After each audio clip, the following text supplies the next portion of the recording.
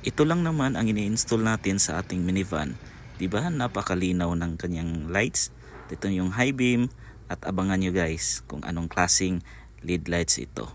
Alright, so bago ang lahat, unboxing muna tayo. Time check. Okay, ito na yung parcel na nagdating. So abang-abang kayo, so this is worth 800.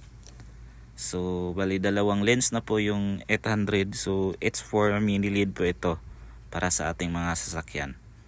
Nang sa ganon, i-safety yung ating buhay, ating pamilya na nakasakay. Kasi once madilim yung ating LED lights, so namimiligro yung ating pamilya na nakasakay sa ating van. So dapat malinaw at malinaw ang ating makikita sa daan. Ito lang naman ay ang Y8.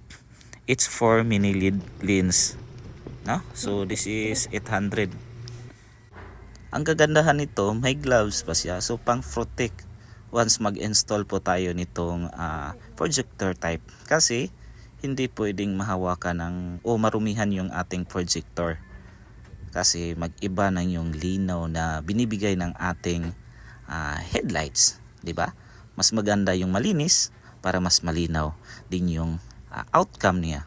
So hopefully mag-ingat po tayo sa pag-install nito, ang sang ganon i-satisfied naman. Okay, so todo baklas na tayo, no? So kahit napagod po tayo galing sa trabaho, ayan, kumakayod pa rin tayo sumasideline.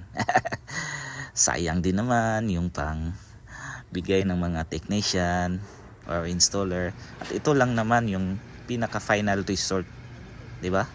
Ang result niya is napakalinaw at hindi siya masilaw. Kung kasalubong mo itong van na ito, hindi siya masilaw guys, kasi projector type yung gamit natin ngayon. At ito lang naman ang ating in-install, Y8. It's for mini LED lens. Yan, napakaganda, napakasulit. Sana tumagal. Yan lang, sana tumagal siya. Tingnan nyo naman, napakalinaw, diba? Kitang kita yung ating daan. So safe na po tayo nito guys, no? Mga boss, tingnan nyo, high beam po natin.